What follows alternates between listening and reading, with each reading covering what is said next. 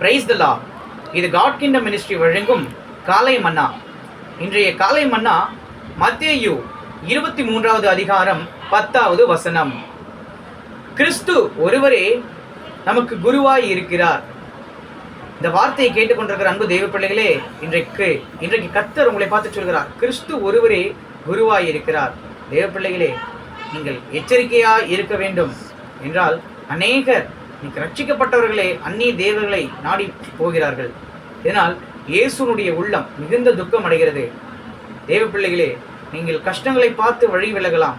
ஆனால் நீங்கள் இயேசுவனிடத்தில் என்றைக்காவது உங்களை கஷ்டங்களை குறித்து சொன்னது உண்டா?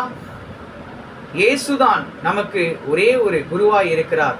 இன்றைக்கு நாம் இயேசுவை மீண்டும் ஏற்றுக்கொள்ளும் போது கர்த்தர் நம்மளை வழி நடத்துவார். அது மாத்திரமில்லாமல் நாம் இயேசுவே மெய்யான இரட்சகர் என்பதை அறிந்து கொள்ள வேண்டும்.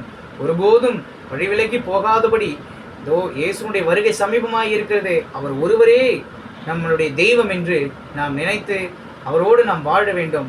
எத்தகைய பிரச்சனைகளாக இருந்தாலும் சரி, இயேசு அந்த பிரச்சனையிலிருந்து உங்களை விடுவிப்பார். நீங்கள் ஒருபோதும் பிரச்சனைகளை கண்டு வேறு தேவர்களை நோக்கி போய்விட வேண்டாம். தொடர்ந்து இயேசுவையே விசுவாசிங்கள். அவர் மாத்திரமே நமக்கு குரு, அவர் மாத்திரமே நமக்கு தேவன். தேவ பிள்ளைகளே, வஞ்சிக்கப்படாதபடி எச்சரிக்கையாக இருங்கள். ஆமேன்.